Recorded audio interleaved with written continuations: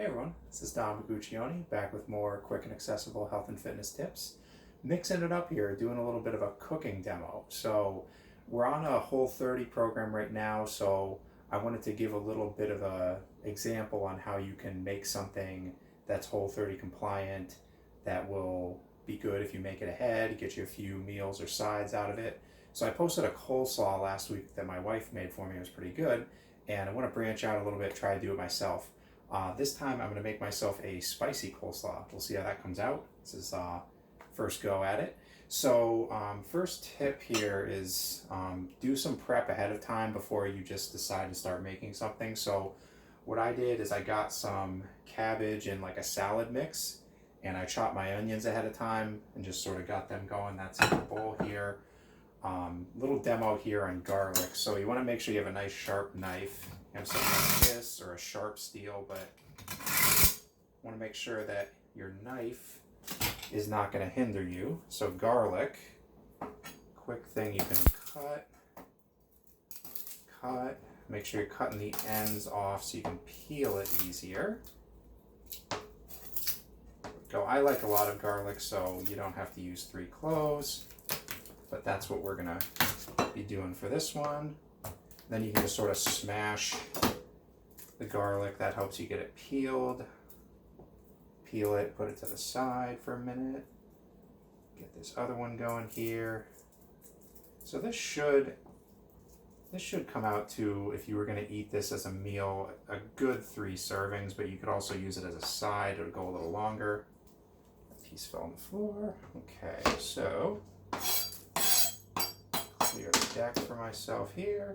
So make sure safety, again, the sharp knife is going to help you with safety, but you want to keep your fingers out of the way, and you can chop this as fine or as rough as you would like. I don't need it to completely disappear.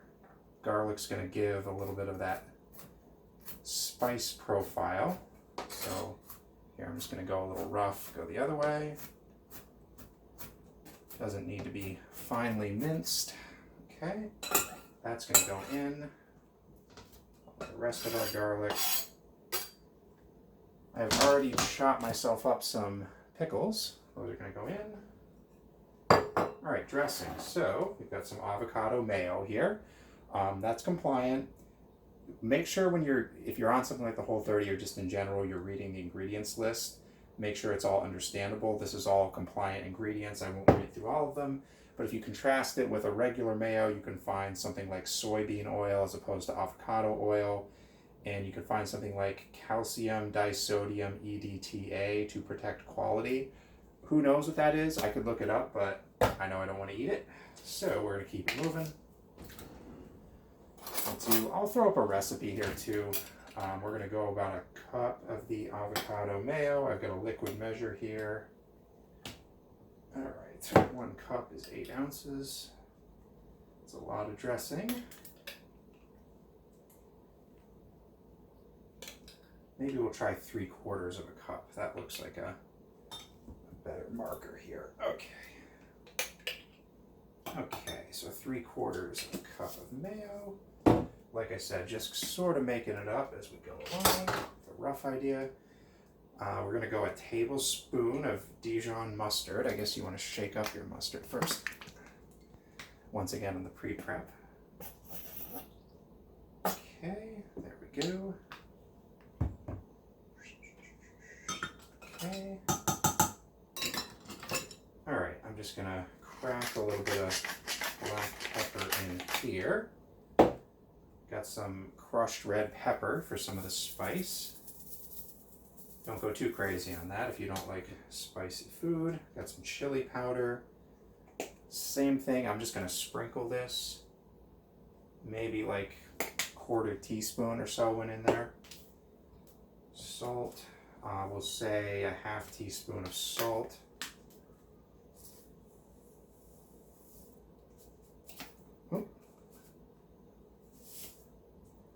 Yeah, that looks about right. So less is more when it comes to mixing up your initial round of seasonings, because you can always put some extra salt and pepper on the finished product if it needs it, but you can't take, in particular, salt or spice. You cannot take that out.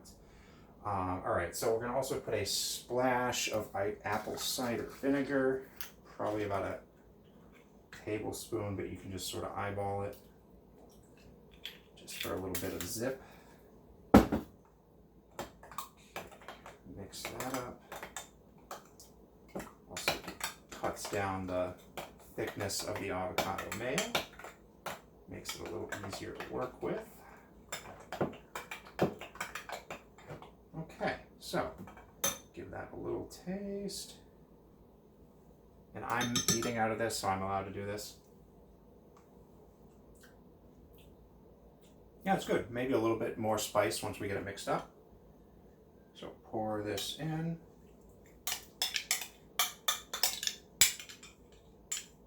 That all out of there. And now, it's the easy part. You just mix it together. Give yourself a nice, you can use a pair of tongs, you can use your hands. Just really incorporate everything in there. Yeah.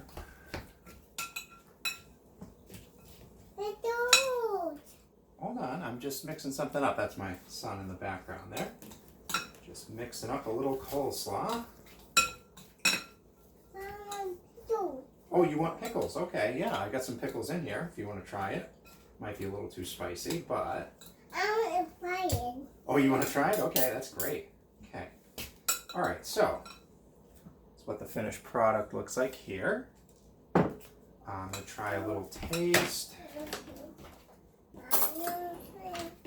Get myself a little bit... Hold on, don't touch that. All right. Get myself a little bit of pickle. Yeah. Hi. Hi. There you go. That tastes pretty good. I'm going to add a little bit more chili powder for my personal taste.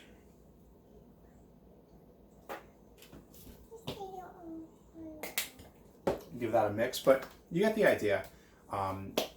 Do some pre-prep, get some of the ingredients, make sure you're ready, make sure your knife is sharp, make sure you have a game plan, so roughly what you're going to incorporate into it, roughly the portions, and then make sure you season to taste.